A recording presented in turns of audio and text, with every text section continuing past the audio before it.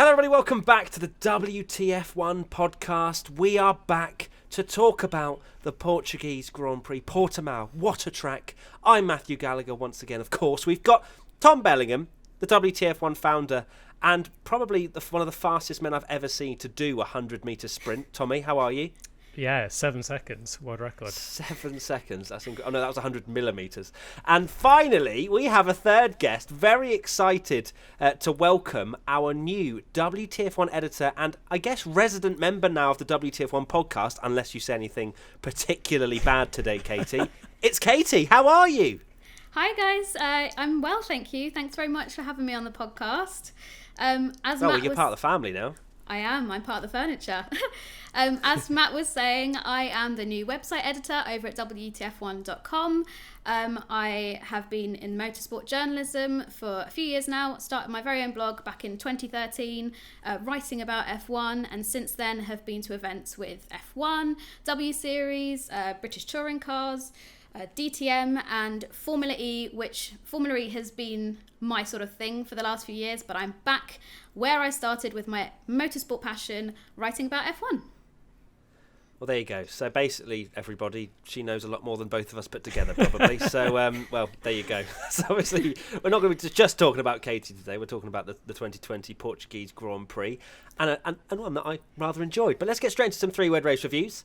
The racingline.f1 says, those three again. I'm pretty sure that's alluding to our amazing WTF1 meme that we put on Twitter a lot of the time. Mr. VRPXLT, congratulations, Lewis Hamilton, of course. Tyler_Poll, haters will hate. And June L97, Tilke, take notes. Now, obviously, those three again. It's the standard three, even though we had Carlos Sainz leading, didn't we? Which was a rather strange lap one, eh, Tommy? It was indeed. Those three again, it's actually a bit of a nerdy stat that I'm going to throw straight into the podcast. Oh, here we go.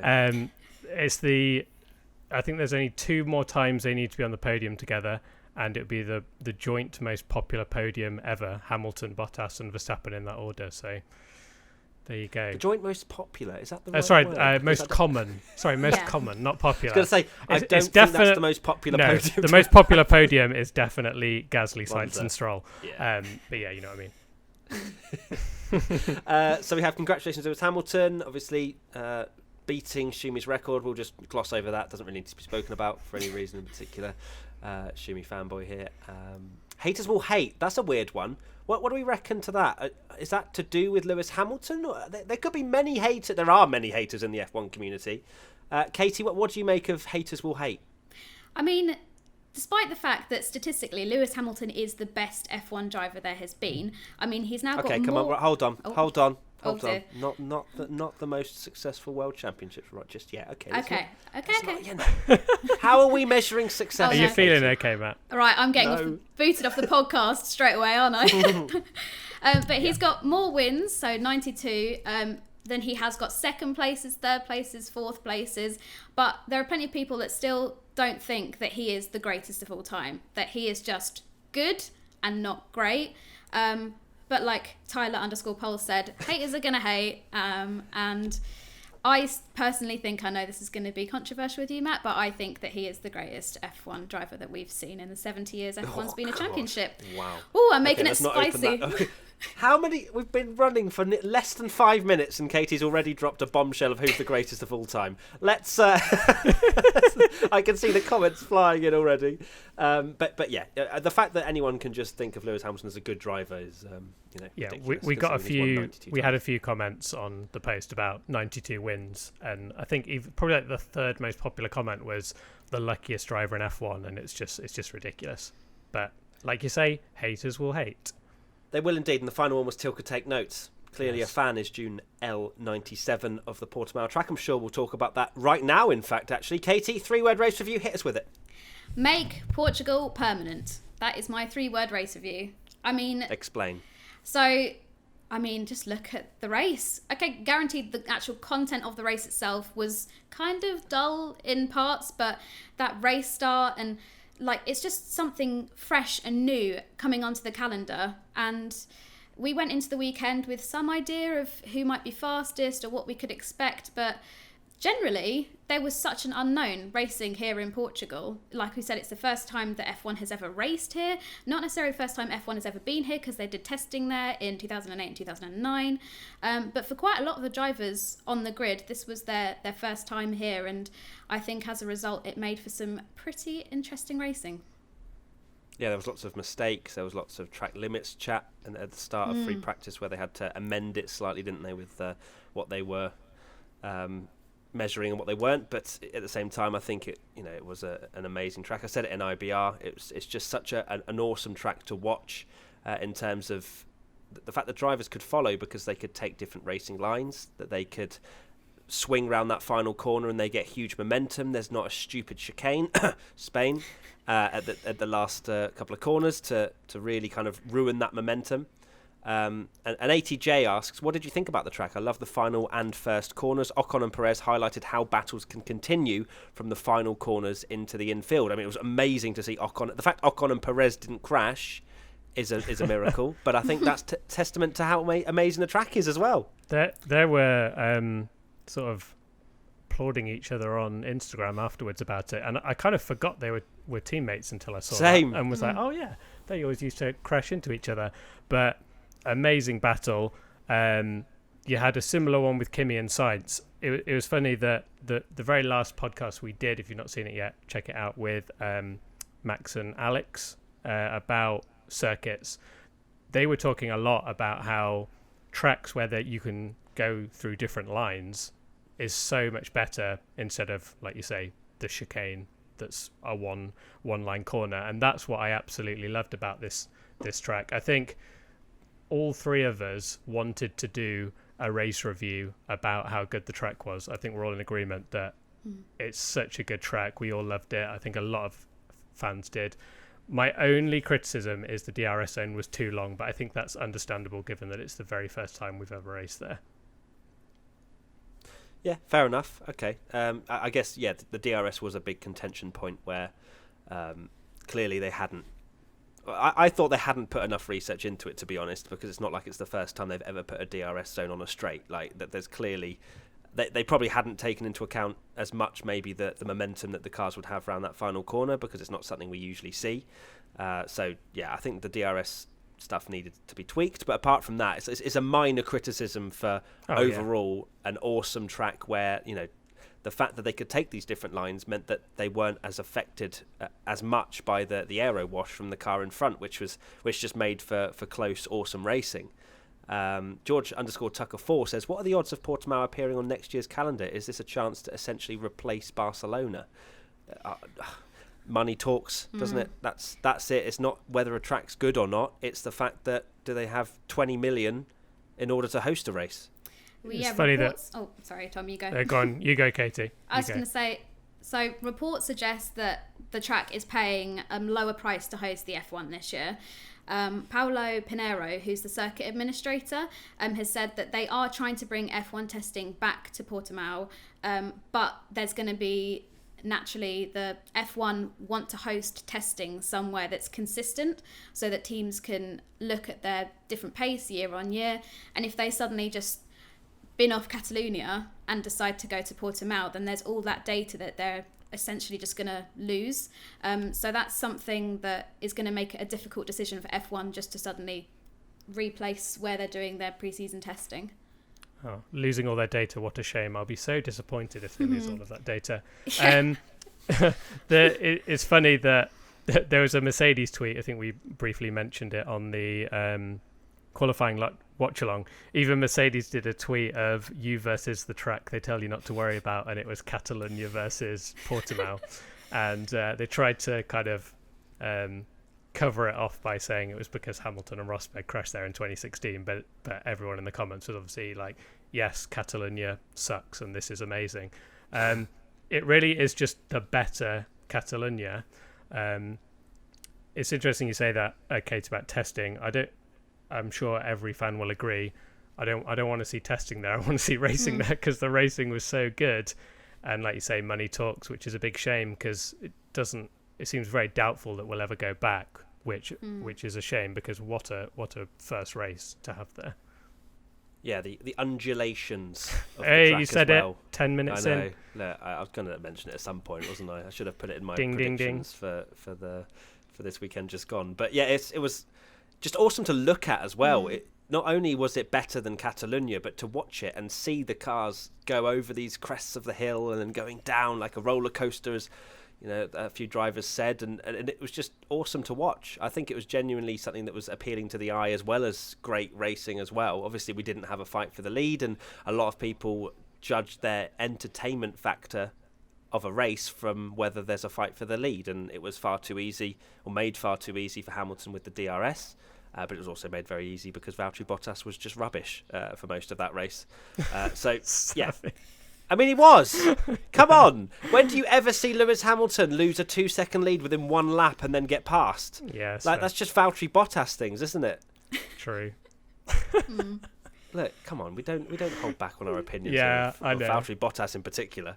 But no, we're honest, and I think a lot of people felt the same way that Bottas. He had it very much again within his grasps. He was ahead of Hamilton, and he got past. I mean, just look at rinse and repeat of the first race, wasn't it? The last race where Bottas got his elbows out at the start, got in the lead, and then didn't stay in the lead. I mean, just look at Bottas this weekend. He had fastest time in all practice sessions, and then got to qualifying, was setting the fastest laps, and then get to Q3 and Hamilton takes it. So it's exactly the same thing, that he looks fast and you think, oh, this could be the weekend, and then he kind of bowls it. So yeah, I mean, fastest all the way up to, well, even after the first run of Q3, he was still fastest. Yeah. And then very odd, very weird. I don't know if either of you heard anything about the fact that Hamilton went out for 2 laps and Bottas went out for 1, because Mercedes are all about equal fair treatment for their drivers, and yet Hamilton was able to have 2 stabs at the end. Yeah, he called that himself. They apparently they said that's they both the thing. got the he calls that himself, right? He goes and does that, and Mercedes let him. And yet Bottas calls himself something in the race of wanting to go on the soft tyres, and Mercedes is like, "Nah, that's not the way we do things." Yeah, it's true. It says it all, double really. Standards, isn't yeah, it? yeah. Bad times. Right, Tommy, let's go to your 3-word race review. Mine is what a start, and this has multiple meanings because, like Katy mentioned before, generally it was just amazing. Like what a first few laps that was, where we all like F1 cars going fast, but my days is it more fun when they're all scrambling for grip and locking up every single corner. And then also Carlos Sainz, what a start, getting into the lead. Who would have expected that? And Kimi Räikkönen, what a start, because going, just passing everyone like it was the easiest like mode on the F1 game. And yeah, I think the first few laps had pretty much a bit of everything: locking up, running wide, a couple of incidents, crashes, Verstappen and Perez came together, and yeah, it was just absolutely incredible. Loved it. It was chaos. It was almost, there was too much going on, in my opinion. I wanted things to calm down a little bit, because I didn't really know. I was just looking down the leaderboard going, who's where? Okay, he's up there. Oh, he's fallen down to there. Like, it was just genuine chaos. And the fact that Carlos took the lead was just ridiculous from, was it P6 on the grid, I think he was? But it was just unreal to watch such chaos unfold, where it was that element of the unknown. It was a slightly slippery track because of the fact that it had been drizzling a little bit, and the tyres as well they were the hardest compounds of the week of any choice that F1 has, which obviously affects tyre warm-up. So the guys on the mediums, although I was very surprised that Max didn't switch on and bolt, it was very odd to see the Red Bull not be able to switch on their tyres as well. No, it was certainly probably the best race start that we've seen in a long, long time. And even, like we were saying, visually, like just all the cars going from up and down like this roller coaster on camera looked amazing. And then they went to a shot of rain in like turn 2 and turn 3 on the camera. And Bottas passing Hamilton. I mean, it had it all. But like you say, there was so much going on. The Perez spin with Verstappen in third. It would be nice if, although I loved the concentrate of action happening, if that sort of made its way through the race, because like we said, there were moments during the race where it wasn't boring, but we had such an insane couple of minutes at the start, and then naturally the only way is sort of like down from there with our expectations. Yeah, it was set up too much, wasn't it? It was. I think I said it in IBR where it was just like, wow, we've just had the most insane. Well, F1 TWNL says, were those the best 6 laps of the season? Yes, I think that's pretty easy to say in terms of carnage, definitely. But yeah, it definitely set our expectations a little bit high. And I thought after that, I was like, as soon as I saw both Mercedes out in front, yeah, we're gonna have to settle in now and maybe not be as excited as we have been at the start. Yeah, no disrespect to Mercedes, but we're also desperate for them to be challenged. That anytime a Mercedes gets overtaken, everyone's cheering, and it's incredible to watch. I think even Toto Wolff after the race was talking about how great it is for the sport that happened. But McLaren were absolutely flying at the start, weren't they? Sainz and Lando both had amazing starts, and then Kimi as well, which we'll go into. Yes. Yeah, so Drummond_TX says, who last had an opening lap as good as Kimi's was? So he started P16, if I remember correctly. Was that right? And then he got all the way up to P7? Yeah, so he was passed by... P6? Yeah. He was passed by Antonio Giovinazzi at the start. So technically he went to 17th and then from there managed to fight his way up to P6, which was insane. Where did Antonio get? Did he make much progress in the same car, and I'm imagining the same compound? On the first lap or generally in the race? Just generally in on the first lap, sorry. I don't believe he made up loads of places, no. Not anywhere near what Kimi did. Do you know where he was? I don't, but I know that I think I saw on Kimi's onboard that he had a little bit of a clip with Sebastian Vettel in the first few corners. Oh yeah, I did see that. I do remember seeing it. It did get a bit messy because I think George Russell had a bit of contact with someone else. It was George Russell getting caught up in a chaotic race. Yeah, it's funny that people mentioned about when was a opening lap that good, because the people will not like to hear it, because this is like one of those things, I guess a bit like Schumacher's record, that people don't like to to talk about anything better than. But Senna's first lap at Donington in '93, where he went from 5th to 1st, is lauded as being essentially like the greatest opening lap in the history of F1. But for me, I mean, Kimi Räikkönen, he's in one of the worst cars on the grid. I think you mentioned this, Matt, 41 years old, and he goes down to 17th at turn 1, and then by the end of the lap, he's 6th in a battle for essentially, I think, a 4th. There's a funny moment from Max in the press conference, actually, where he said he thought his start wasn't that bad, and then was really confused that Kimi was behind him, because Max started 3rd and Kimi started 16th, and he was going, have I done that bad of a start? Why is Kimi behind me? Incredible. I mean, in terms of like the history of F1, there have been some starts recently that were also pretty impressive. So Jenson Button at the 2016 US Grand Prix, he started 19th and made his way up to 11th before turn 12 in the first lap, so that's a total of 8 places. Max Verstappen as well at the 2017 Chinese Grand Prix, he went from 16th up to 7th in lap 1, so that's 9 places made up. I didn't mention that, Tommy, to be honest. Which one?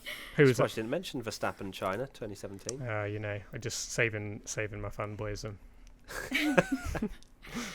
But yeah, Kimi's, like you say, in the car that he's in was just phenomenal. Like I'm not Kimi's number 1 fan, I'll put that out there now. But Kimi hater. I'm not a hater. No, as soon as you're not someone's number 1 fan, you're either a hater or a fanboy. There's nothing in between. Oh dear. You need to learn that on this podcast. Okay. But I was impressed, that's all I'm gonna say. Okay, lovely stuff. Right, okay, so let's go on to my 3-word race review now, which was midfield is spicy, as it always is, really. We had 2 incredible battles, Esteban Ocon versus Sergio Perez, and then Carlos Sainz versus Mr. 41-year-old Kimi Räikkönen. That was just awesome to watch, especially Kimi fighting again in that dreadful car, just trying to hang on for dear life to get any kind of points, and unfortunately finished 11th, which is just horrible to look at that results page and think that after that good start he wasn't able to at least salvage a point. But yeah, it was just proving that the midfield is still, again, such an unknown entity where teams can be quick. And the fact that Perez managed to finish P5 after being last, I mean, where had that Racing Point pace come from? Because without the crash, could he have beaten Verstappen for a podium? Like that. Yeah. That's it's got me asking at least. He dropped back. He finished 7th in the end, didn't he? He dropped back a little bit. Oh yeah, because sorry. the last couple of yeah, laps he got done by Gasly, but the midfield just delivers every single race. We always mention Formula 1.5. Did you see the championship? There's now 21 points between Ricciardo, Leclerc, Perez, Norris, Albon, Gasly, Sainz. Mad. Wow. And it seems to just change. We say it all the time. It just seems to be a different guy up front in that sort of leading that Formula 1.5 every single week. And if that was the championship battle, we'd be having the greatest championship battle of all time, wouldn't we? Yeah, but we always say that, don't we? And we always remember that this is for 5th place or 7th place or whatever. I mean, thanks to Ferrari, we've been able to have a few surprise podiums. Thanks to Ferrari's terrible pace, I mean. Yeah. But yeah, it's a weird one, isn't it? How have you seen the midfield, Katy? It's been amazing. Like you say, the top 3, they can sort of just go off and do their own thing. We pretty much know what the result of that's going to be in the championship, but yeah, midfield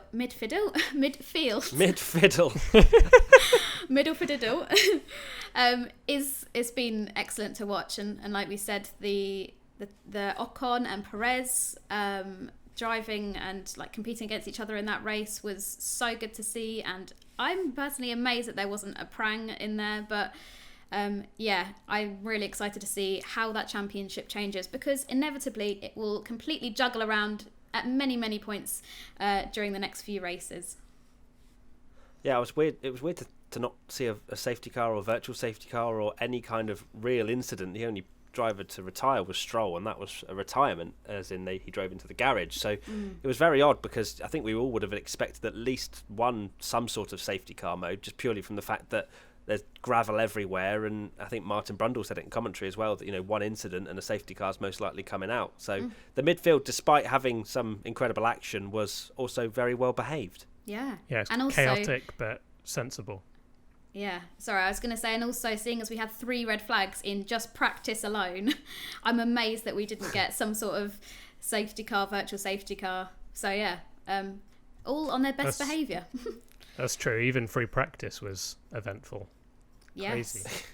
Yeah, there was more collisions. Actually, no, there was a collision, wasn't there, between Lando and Stroll into turn 1? Lando's it was the Racing Points all weekend just seemed to be getting punted or that's true. punting people. I think even Racing Point themselves just I think they did a tweet that was just something like, when is this weekend going to end? Just because you had every session a Racing Point was being punted by someone or being spun round. So, yeah. Right, so Cena_Manic says, why Perez? I'm assuming, why was Perez not penalised for sudden change of direction in the braking zone? I think it was touch and go, wasn't it? We've seen it before. We've seen it with Grosjean at Silverstone. He did a very similar thing, and he got away with it, didn't he? He did it a couple of times, from what I remember, if my memory serves me correct. Yeah. So yeah, I think it was almost deserving of a penalty, in my opinion, just purely from how late it was and how much Gasly had to get out of it, because that could have easily been a monumental incident. But for me, yeah, it was maybe a little bit over the line. I thought he was just on the line. I think it was a little naughty, but of course you did. You're a Max Verstappen fanboy. What? You're so you love the aggressive defence. Yeah, I was going to say, like, I bet you came to Max's help at Spa when he was weaving down. Oh no. But I think that move that Perez did was it was definitely borderline. I think where it differed was it was super aggressive that he moved over, but he didn't do the Grosjean twitch where it's like almost too late that you just kind of the wiggle twitch. Where you just wiggle the steering wheel a little bit. Is that a dance move now? Yeah, the Grosjean twitch. It's the new Harlem Shake. Someone meme that, please.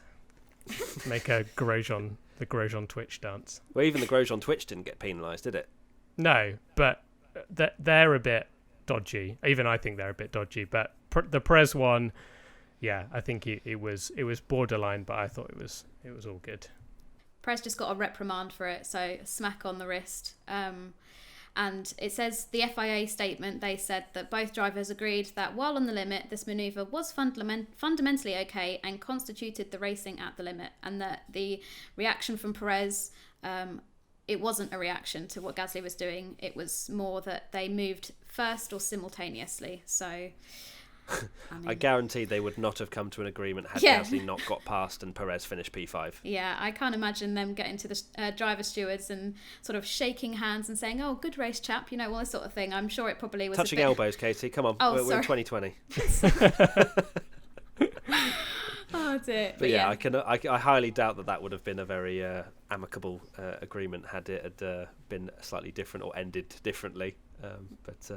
Right, let's continue with another question. Mimo RL says, Stroll or Lando's fault? Of course, this is talking about Lando Norris versus Lance Stroll into turn 1, where Stroll went quite recklessly over to the left-hand side, over the curb a little bit, or the entry curb, and then just swung round the outside. And it looked like it was going to be a pretty awesome move until he just kind of just pinched Lando at the apex, and then it was a big crash. Too much. I don't think I think Lance was being given a lot more stick than maybe he deserved for that. Lando, it wasn't horrendously stupid. It was a very strange call that he decided to go round the outside because he had so much overspeed that I think he would have made it down the inside fairly easily. But you wrote something about it, Katy, didn't you? Because Lando was pretty savage actually after the race. Yeah. So, as well as the comments that Lando made on Team Radio, which we shall not be repeating, after the race, he basically said that Lance Stroll just never seems to learn his lesson, which maybe he's referring to the accident that he had with Verstappen in free practice 2, or maybe it's just generally that he just doesn't seem to learn what he's done wrong and just make the same mistake again and again. But Lando, as you would expect, was not happy boy because it did completely ruin his race, and he ended up finishing 13th out the points when we saw how competitive the McLarens were this weekend, so he could have easily been sort of maybe 7th or 8th in that race. I don't know, I just feel like I'm not, as Katie said before, I'm not Lance's number one fan, which doesn't make me a hater. But I don't think I thought it was quite cool and hard racing. It was odd, as Tommy said, that he went to the outside. But when you look at it, it's that's the kind of entertainment we want, and then everyone's kind of having a go at him, probably because Lando is this golden child as well that everybody loves, and I'm not saying that Lando doesn't deserve that praise, but at the same time, it's one of those ones where Lando has a very passionate fan base and will attack at any moment. Versus a driver that's well known for being sort of like hated because of Daddy's cash. So yeah.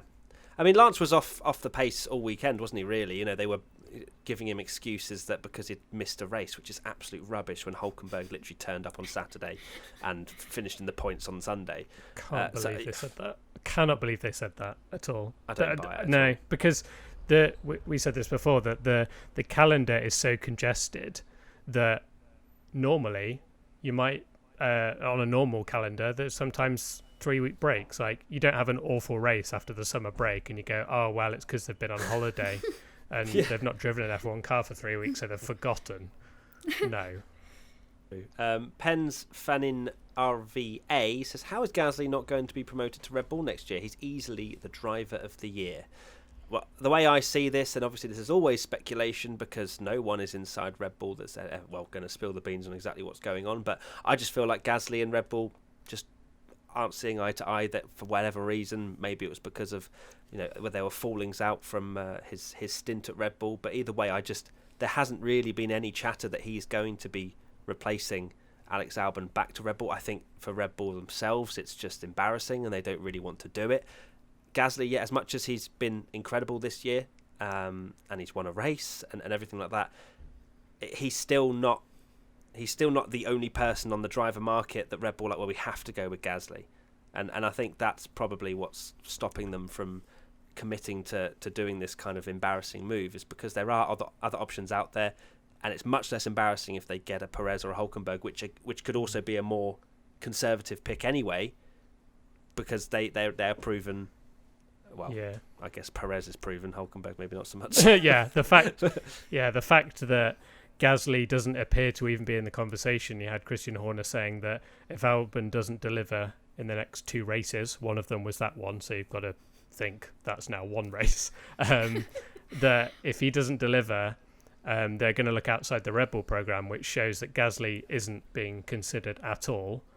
And for me, that just shows that there must be something there. It's either the embarrassment that they don't want to switch him back, or the fact that there is this true rumour that Gasly maybe didn't make good friends at Red Bull and they don't like him. Or the fact that they don't want to showcase the fact that maybe Red Bull is much more of a Max Verstappen team than even anyone else thought. You know, the fact if Gasly goes back into that Red Bull and starts having the same performances as what he had before, that just highlights that there's something fundamentally wrong within the team, or at least for the number 2 driver. So I don't think they want to give people comparisons where Gasly can go back into the car and then they can't blame confidence because Pierre's on top of the world at the moment. Yeah, you've got to think that Gasly, he's now 1 point behind Albon in the world title and has won a race. If he can't get a Red Bull drive doing that, he's not getting a Red Bull drive doing anything, is he? No.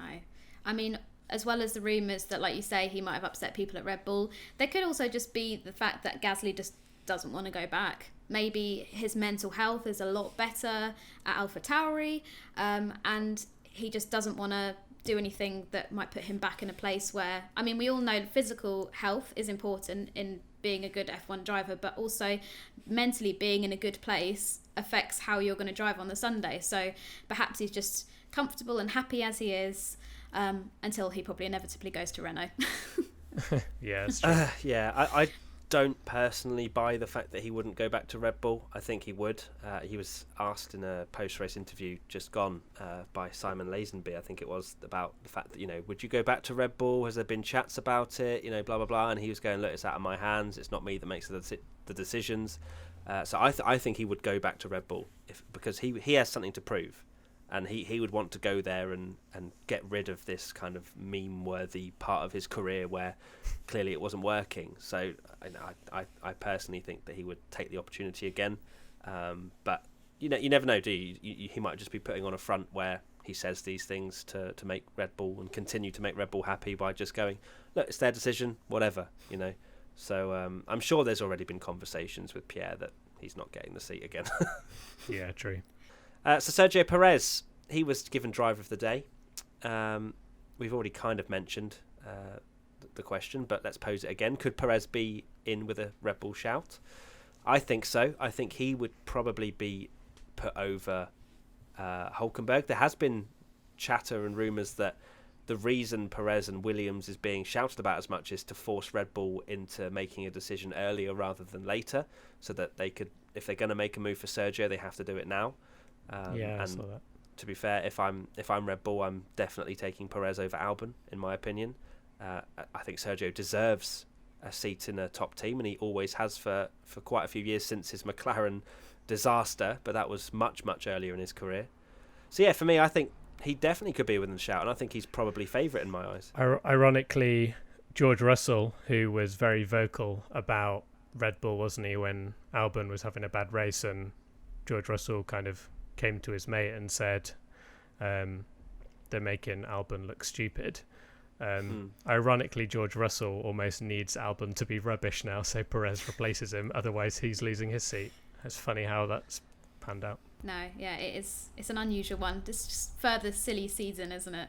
It's just been absolutely mental this year, silly season. And we haven't even touched upon the fact that Grosjean and Magnussen are out at Haas, so that's something completely different to talk about maybe later on. But yeah, it's certainly an interesting idea that he could go to Red Bull. I think personally Perez is the better choice over Hülkenberg. Obviously Hülkenberg has been a super sub these last few races, but Perez has got more money, more podiums, and I think he's more of an aggressive racer. I say more podium.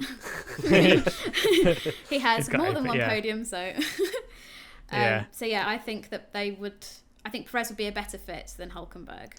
But I wonder what they thought about Perez and Verstappen colliding the moment they were rumoured to be teammates together.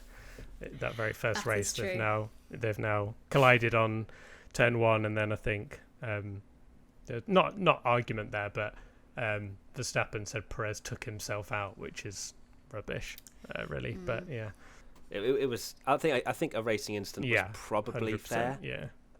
But then I also think that maybe that would mean that the Lance Stroll Lando Norris incident was potentially a racing incident as well. But either way, it's fine lines, isn't it? It's fine lines in this sport when it comes to those kind of incidents. But obviously, it wasn't lap 1, so that's probably why they went that way. Yeah, you mentioned obviously that Grosjean and Magnussen are out. We did make a video of people wondering about transfer rumours, and I think that some of them are most likely going to be coming true. And so just check that video out if you want to. It's on our channel. What did we call it again, Tommy? I can't remember. It was how George Russell may not race in 2021 even with a contract. So go check that out. Right, next, let's talk about it because it happened, even though I don't want to talk about it.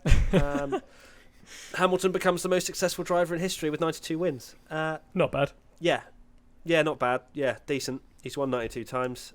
That's pretty much it, really. Thanks so much for watching. Goodbye. Yeah, you're not too happy being the Schumi fanboy that you are. Incredible. I'm really glad Hamilton did it with, a good win. I wish the Mercedes did have more of a challenge this year because he gets a lot of stick for being in the best car, which is absolutely rubbish because. I can't remember what year it was off the top of my head, but there was a year where Bottas didn't even win a race and finished 5th in the championship when Hamilton won it. I think maybe 2018, I think it might have been. And it was certainly a lot closer between Ferrari, and you could maybe even argue that Ferrari had the best car that year. So he has had people challenging him. I like the fact that in that race, he did fight Bottas, got back ahead, and then pulled a massive gap despite having cramp, dead tyres, everything that anything throws at him. He just seems to be able to hit another level.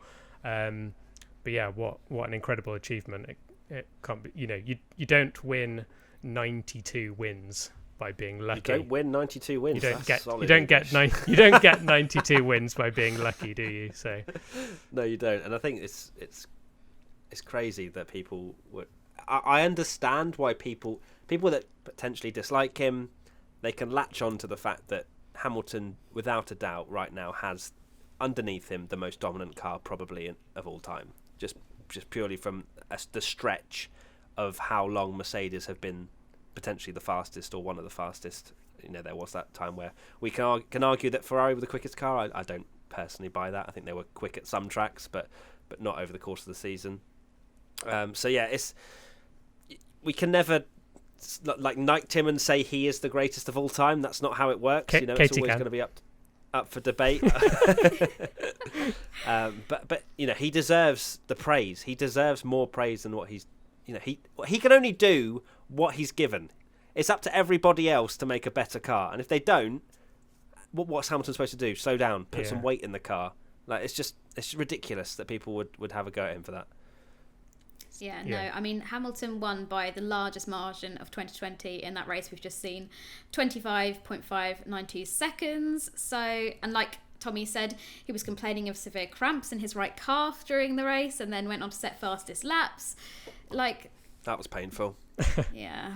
It probably was literally painful. For him and for us. Yeah, I can't believe it. But yeah, you tweeted, didn't you, Tommy? You went, he's got cramp, lap record incoming, and that age, lo and behold, he then set 4 fastest laps in a row. It was genuinely about 20 seconds after I tweeted it, and I was like, oh my god, that's hilarious. Yeah, the guy is just in the form of his life. Like you say, he's got an incredible car, but you can't begrudge him for delivering with that incredible car. He's got an incredible car. We should be begrudging Ferrari. We should be begrudging Red Bull for not building make a better car. Come on. But we are going to do, for the people that don't think we talk about enough his achievements and everything, we will do a special podcast about it where we can throw some more bombshells of if he's the greatest or Schumi's the greatest or whatever, and just talk about his career. Which side I'm on. Yeah, there you go. So basically, if you want to hear Matt and Katy argue, we'll do a special podcast in a couple of weeks when there's not an F1 race. Schumi, look, I'm just going to drop a little seasoning into it now where, Schumi clearly didn't have as dominant of a car because just look how many poles he had. But then again, there's so many things you can take into account because he had so many less poles, but that's because fuel was in the equation for a lot of it, wasn't it? Where you would anyway, let's not dive into that now. We'll literally speak about it for 20 minutes. Yeah. But yeah, thanks for that little mention there, Tommy. Yeah, we will be doing a special That Time When podcast. Lots of people have been wanting That Time When to come back, and it is returning now that we have Katy, the wonderful Katy, with her knowledge and editing and all that good stuff. So we'll be having some tales in the future for sure. So the Archie Tech Ed says, why can Bottas not pull a gap any further than 3 seconds? Hamilton has bad feeling tyres, closes the gap and goes ahead, proceeds to a 25-second gap. Is Hamilton that much better? Yes. I think Hamilton, yeah. In a nutshell, yeah. He is better. I think that's a pretty well-known fact, but he's just so much more consistent. We will never... We don't ever hardly see Hamilton with an off day. Where have we ever seen Bottas put a 25-second gap on Hamilton because Hamilton just didn't have any grip? Yeah, or so true. You know, we never see it. No, it's so rare. I can't remember who said it. It was one of the various videos that I watched after the race or post-race coverage, but I think there's something in that Bottas, when the car's hooked up and perfect, he's able to deliver with that Mercedes. Obviously, it's a great car, but the moment, because wasn't there something in that, like, I know this is gust of wind Rosberg territory, but the wind kind of was changing, and that's when Hamilton can switch it on when you need to adapt immediately.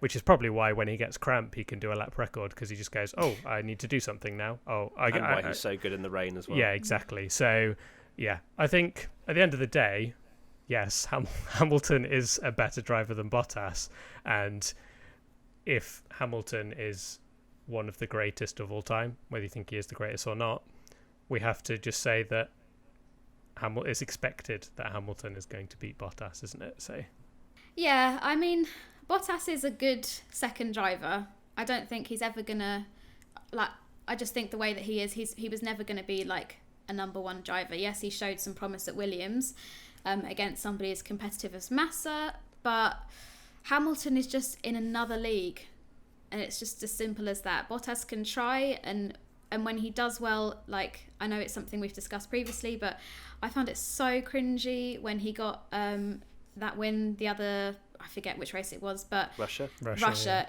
yeah, and he started like going off on radio, and I'm thinking, just babes, calm down. It's just, I don't know. I mean, you've got to celebrate your victories, right? Like, I totally understand that, but he's... How many wins has he got this year? 2. Yeah. Oh. Yeah, 2. What did he do? What did he win? He won Austria. He won the opening race, as he always does, yeah. And then Russia.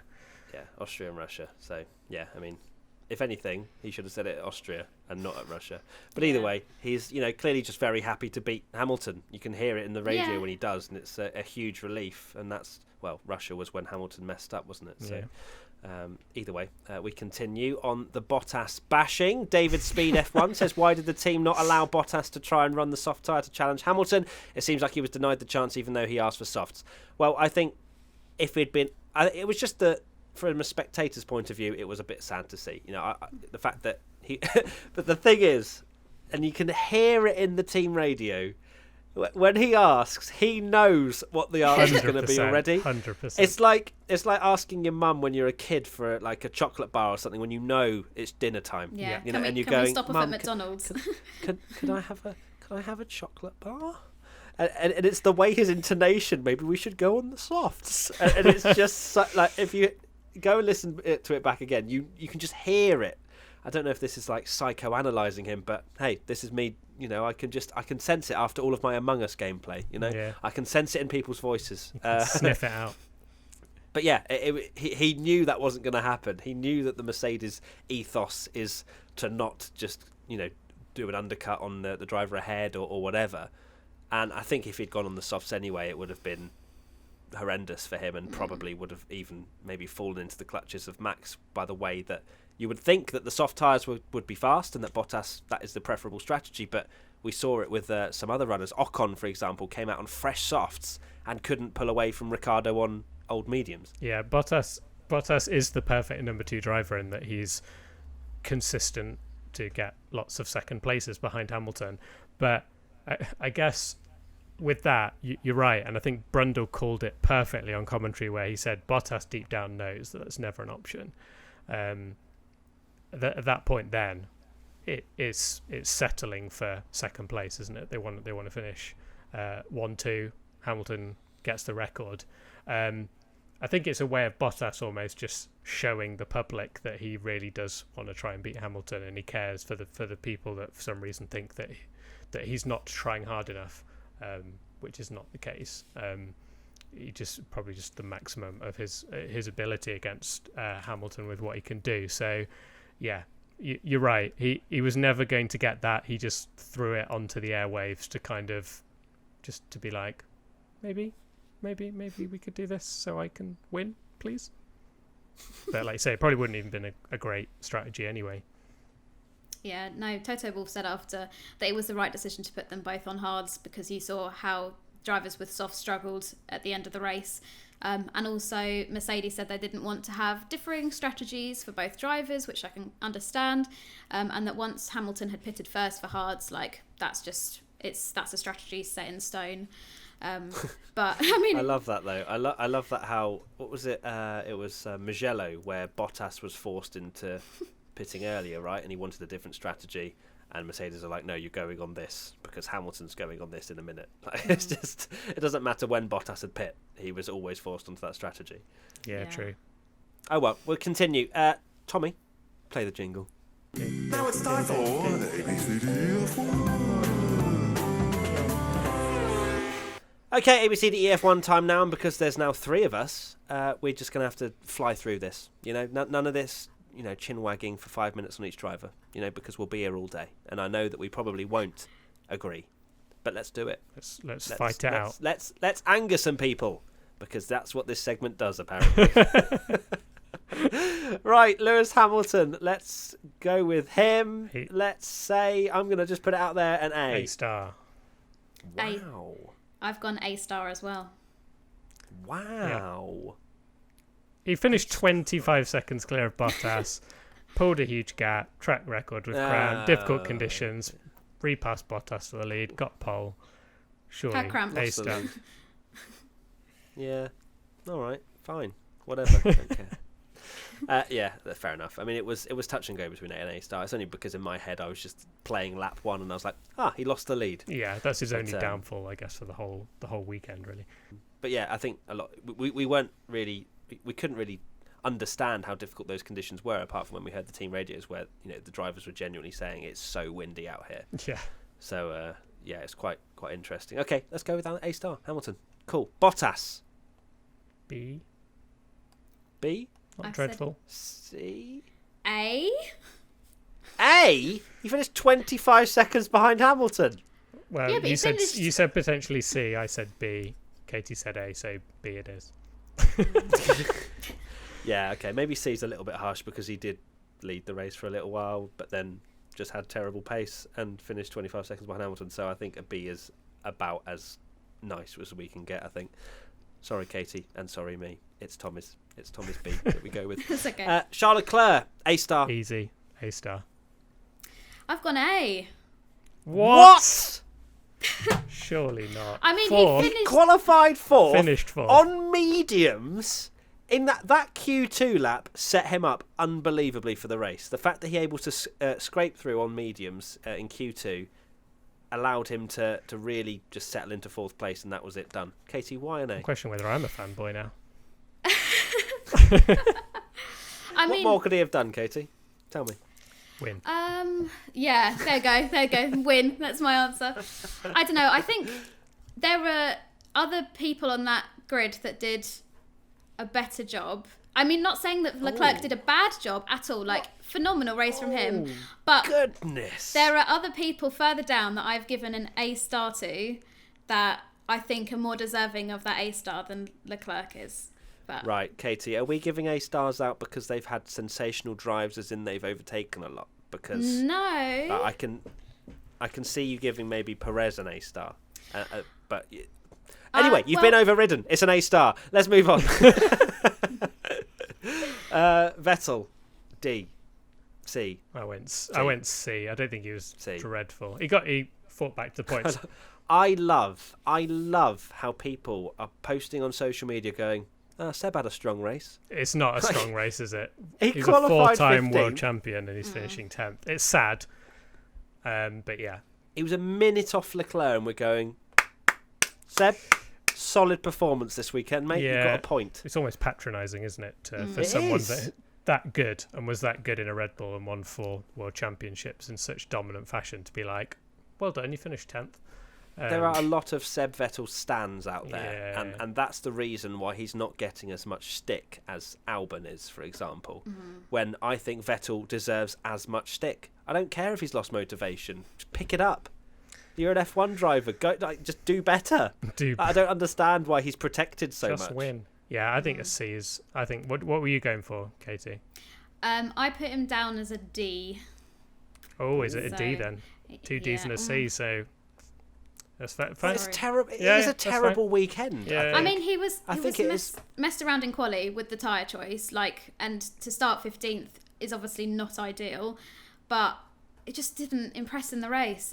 Nothing sensational happened. He sort of just plodded along and managed to get his car in the points. I did find it very silly from Ferrari that they put him out on mediums when clearly he didn't have the pace of Leclerc.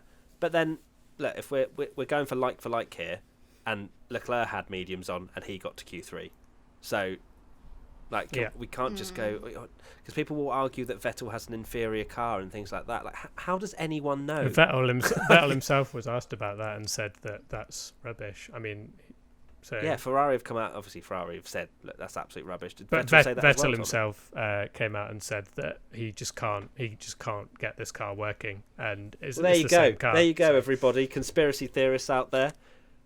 Right. It's We'll give him a just not D. the case. We'll give him a D.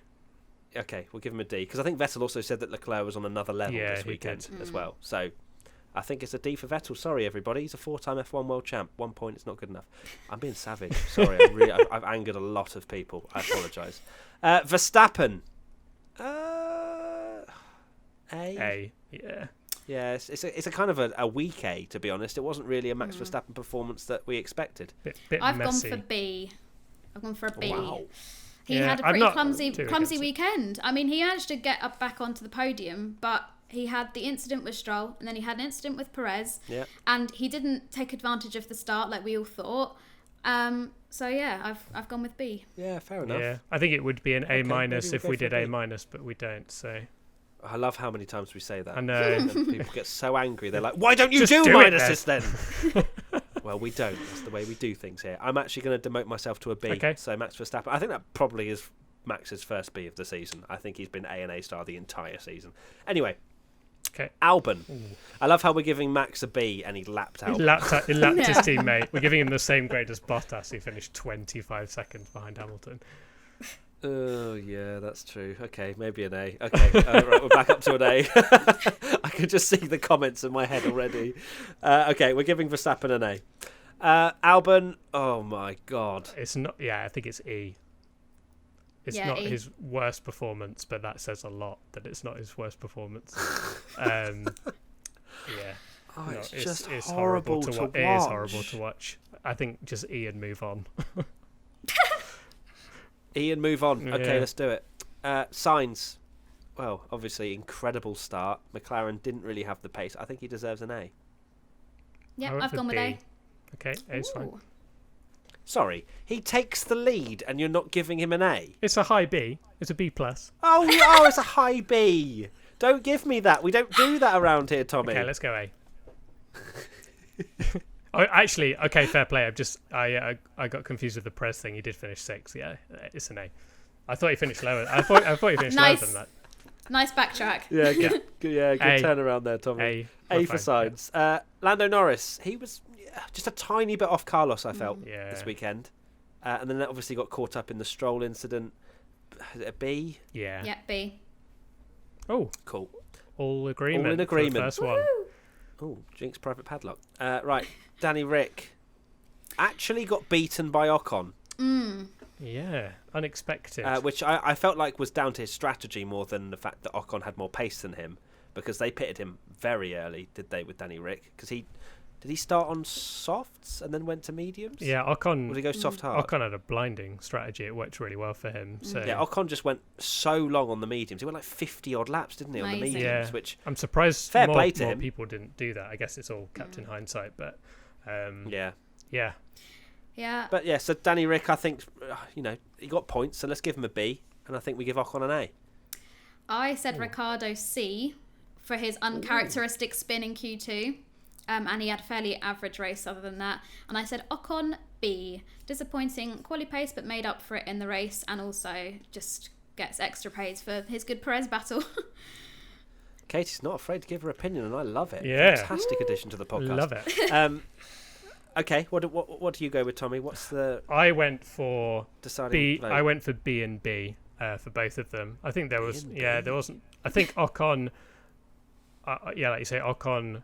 It wasn't lucky. It was great from Ocon that he was a lot closer to Ricciardo this race and had an amazing strategy and made it work. So that's where he gets points for me. But maybe he wasn't on pace quicker than Ricciardo. So yeah. Okay, so we're giving Danny Rick a B, and we're giving Ocon a B. Yeah. There you go. That's Fine with that's the votes. Okay, Pierre Gasly, A star. A star. 5th in an AlphaTauri. In a Ridiculous. car that caught fire on Friday and was completely rebuilt. Yeah, Amazing. I didn't even just think amazing. about that. It's insane. you didn't know? I didn't even. Did you say you didn't know that? No, Or you I forgot? Or I you didn't. forgot? I didn't think about that. That he had the fire. It's quite funny because when they were interviewing him afterwards, they said that because the chassis can sometimes be good or bad, he was saying, and that it's pretty much a lottery as to whether or not after the rebuild, whether it would feel better or worse, and he said it felt better. So the fire actually helped him. Nice. Set Nice. fire to your car more, Gasly. A star for Gasly Yeah. then, and Kvyat, he got Oh. a penalty, didn't he? He got a penalty for, was it track limits?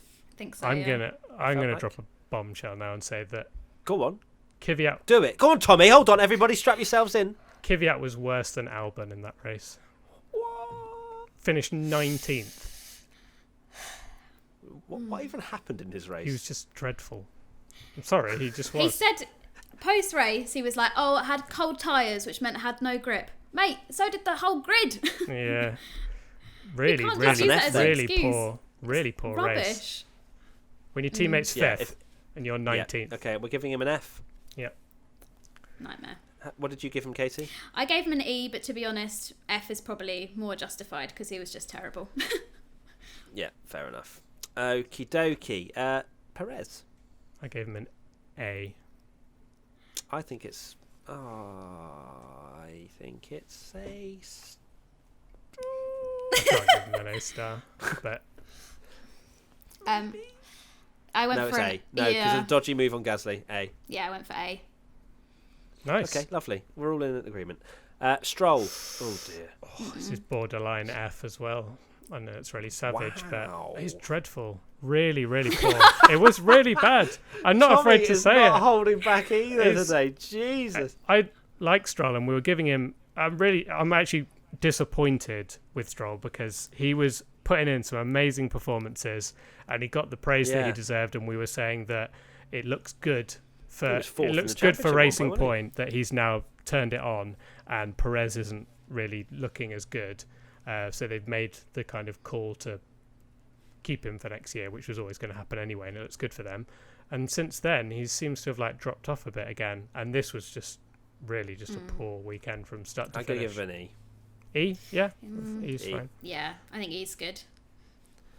Okie doke. Kimi Räikkönen. Oh, goodness me. I want to give him an A star. Oh, I've really? gone He for didn't get any A. points. I've gone for B. What? Is You gave him a B after one of the most incredible opening laps of all It's not time. It's not rating the start though, is it? no? I mean, I'm factoring it in Yeah, there that he's driving a literal wheelbarrow. Yeah. Yeah. but he did fall back and out of the points. I know that his Well, car yeah, 'cause his car isn't great, but he's driving an app. got other points in the season so far. It's not like this was his best result finish this season. Like I think he finished Yeah, ninth. but this is a big power track, isn't it? This one was it 70% full throttle or something? Okay. I think an A is fair. Okay, A. Okay. A down I'll the go with- middle from we've split across the board again. But Yeah, we'll I think if he'd got points, I would have A star. But Yeah. I think A's fair. Okay. B, unbelievable. I can see the comments. Bring them on. Joe Vanazzi. Always C, difficult. Where did average. he finish? He finished 15th. He had no radio the whole race, which I guess you have to that's give him a true. little bit of stick for. Not stick. The bit of opposite. stick. The opposite. The opposite of that. Wow, Antonio! yeah. How dare you Okay. not fix Yeah, your radio? I can't believe during Joe the race. Vanazzi didn't turn his radio on at the start of the race. What an idiot! Okay, he didn't have any radio. Bless But him. he still didn't exactly set the world C, alight. then. Yeah, it's a low C, C, maybe even low D. C. Yeah, I said C. What are you going to give him, Katie? Yeah, I went Okay. C it average is. C. Kevin Magnussen. Where C did he again. finish? He finished 16th, so just behind 19th. Giovinazzi. Yeah, Same thing. C. Very average. C for average. And the car apparently is the worst on the grid, according to Roman Grosjean and his spilling of all the truths since he's not staying at Haas. Yeah. Salty. So, yes, okay, all right, let's give Magnussen a C. Because they went with the hard strategy, didn't they, right at the start? They just tried to go really long. At least they did with, I think, Magnussen, Yeah. maybe. But just clearly didn't work too well. I think Kevin said that he'd made up a couple of positions on the normal strategy. But, yeah, the car's just a dog, isn't it? So C for Magnussen. Grosjean? Much of the same, I think. C. Yeah. I'd Yep. separate them. C has just dreadful. George Russell.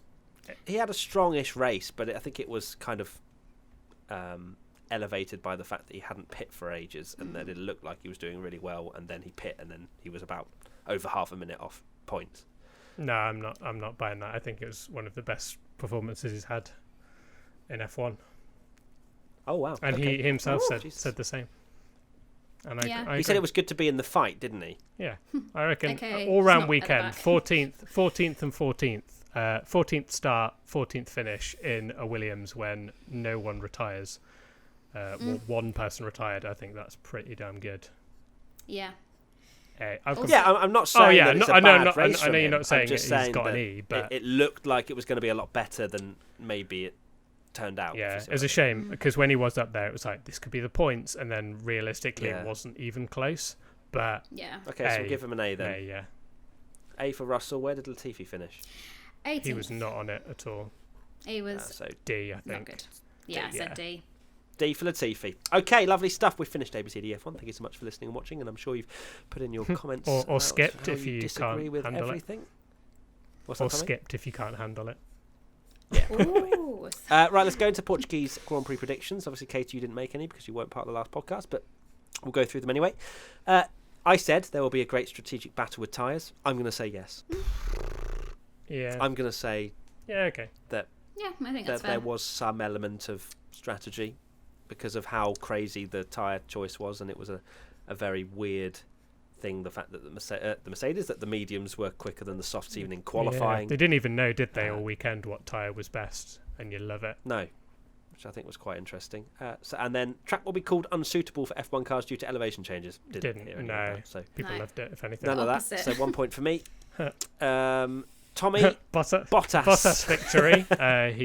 He did not do that. No. Oh wow, you've had an absolute shocker. I've had a here. shocker every week. It's just I don't think I've got any points. Like Katie's probably going to finish ahead of me even after 12 races of not being here. That's amazing. Another race of attrition. I said 5 or more cars retiring, and only Lance decided he What? didn't fancy it. So Amazing. there you go. And the two fan predictions from AF85 was Leclerc another top 5 in qualifying. Yes. Ooh. And George _Tucker 4, a rain race will finally come. I don't know if we can call lap 1 a rain Drizzle. race. No. Half a point. I Half think a I'm going point. to allow it Yeah, it's been a while. because people are going to be calling for the fact that there was moisture on the track. There was. Yeah. Half a point for George Tucker. Well done. Wow, the Emilia Romagna Grand Prix predictions. That's part of Rolls my off the tongue. that's part of my prediction. Okay, right. So I'm my two predictions are the least amount of overtaking all season, and well, good typing here, Tommy. You wrote good job it. I'm not Ron Burgundy. Track limits will be a big issue again, even though you wrote tack. I feel like I Definitely did not put tack in the group chat. So I think track limits will be a big issue again, and there'll be the least amount of overtaking all season. nice. Katie, you go. I have said that I think Verstappen will be either taken out or he'll do something and crash himself out, make a slip up. I've got a feeling that the... I've just seen yours, Tommy. Sorry, carry on, Katy. Sorry.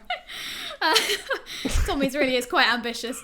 But yeah, Wow. I've got a feeling What? that Verstappen isn't going to finish the race. And I have jumped on the bandwagon and I've said Russell points, but I'm not just doing this for the sake of it. Russell has come out and said that he thinks Imola could be the race. He thinks that's the most likely race on the calendar for him to score points. So I will sit here and I will manifest 20th Russell inbound. points.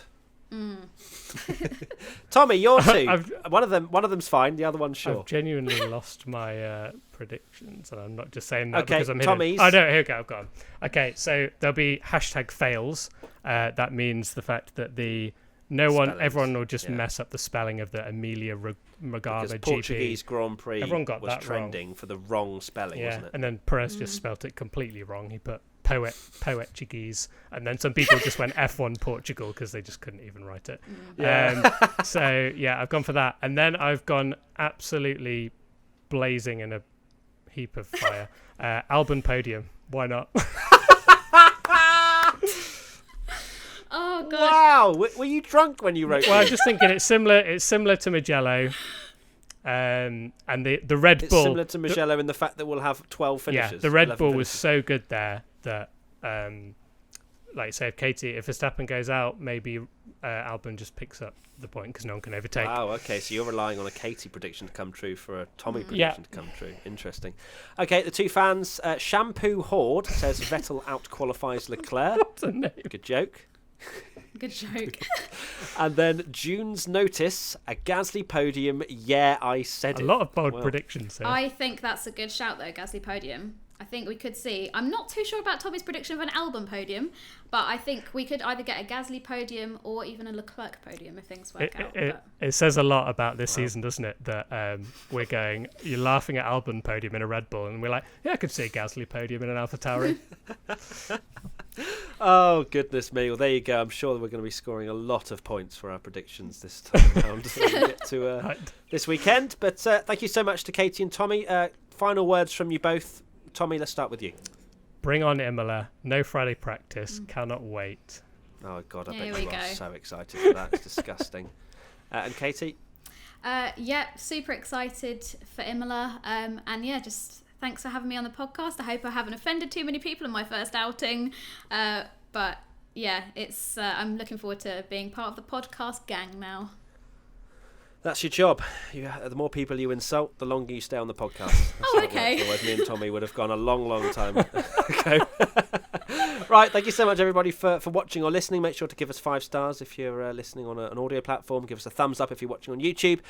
Use the hashtag WTF1 podcast if you want to get involved with any suggestions. Make sure to check out on Twitter as well. We always put up a post asking for your questions and things like that. So make sure to interact with that. And that is pretty much it. We'll see you, next week. It'll be another It's race week Monday again. recording, Tuesday. Well, it's coming out today, isn't it, Tommy? It's coming Yeah. out today. Hopefully.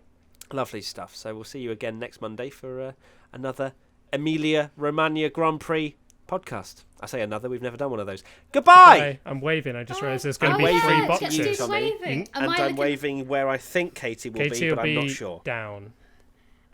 Yeah. Wow. Oh, poor Katy. Are you feeling all right, Katy? Yeah, Aw. just down here on my lorry, but I'll be all right. Yeah. She's not down. She just joined WTF1. Anyway, bye. Bye. Bye.